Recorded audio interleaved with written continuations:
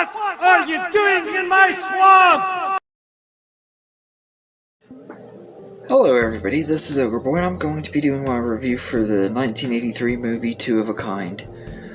So in this movie, God has gotten back from vacation and he had let the angels run the earth and stuff while he was gone, and he comes back and sees that the earth is crazy and is wanting to destroy it, but the angels talk him into giving them a little bit of time so they can prove that there's good in humanity left, so he doesn't destroy the world.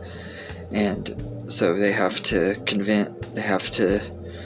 find a way to make it happen where this inventor who robs a bank teller at a bank to fall in love with each other. And we find out later in the movie that he didn't actually rob her because she took the money herself and made it look like he was taking the money, and the two eventually come together and fall in love and everything. You pretty much know how this movie's gonna go. But this movie is pretty good. I think it's kind of underrated. A lot of people absolutely hated it when it first came out. I know a lot of people my age and stuff probably have never even seen this movie, but it's the first movie that John Travolta and Olivia Newton-John starred in together after Grease, and so far it's the only other movie they've starred in together. And I actually really enjoyed this movie. I don't think it's near as good as I did when I saw it the first time years ago and stuff, but upon rewatch I still do enjoy it quite a bit. John Travolta and Olivia Newton-John still have really great chemistry and stuff, but that's really one of the biggest highlights of the movie. The story is just, it's not terrible, but it's not super great either. It is what it is. It's a okay movie. It doesn't really know whether it wants to be a romantic comedy or a crime movie or where it's going and stuff, and it felt like it was kind of all over the place the way the story was written. And aside from John Travolta and Olivia Newton-John's characters, none of the other characters in this movie are really that good.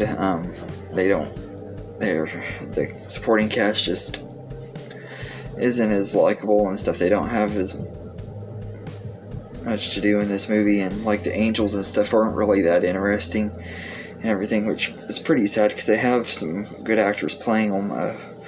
You got Oliver Reed, Beatrice Straight, and Scatman Crothers, and all of them are really good at acting and stuff. They just don't really have a lot to work with here, but they're okay. And Gene Hackman does the voice of God, which we don't actually physically see God, we just hear his voice, and Gene Hackman does his voice, which I actually never knew that until today when I was watching it. I recognized it and everything. I always thought his voice sounded a little familiar, but I hadn't seen as many Gene Hackman movies back at the time when I saw this the first time a few years ago, because I think I've only seen this movie maybe once or twice.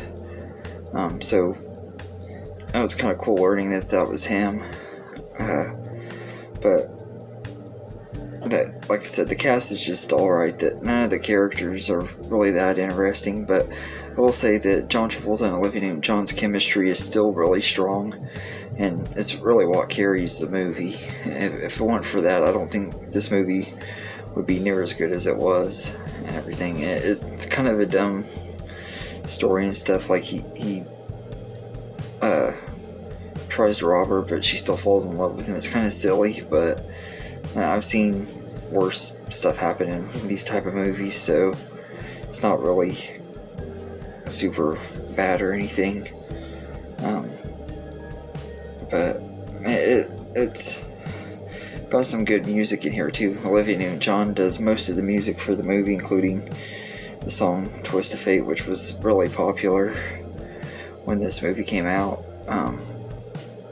And they play that song on the radio still a lot nowadays. It was one of her biggest hits, and I really like that song quite a bit. And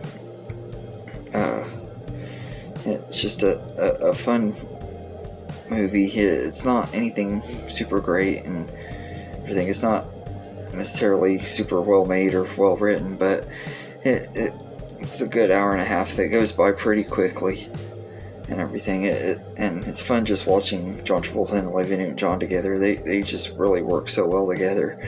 And Ernie Hudson even has a small role in here. And it's kind of cool seeing him before Ghostbusters. But so I'd say I'd give Two of a Kind a 7 out of 10.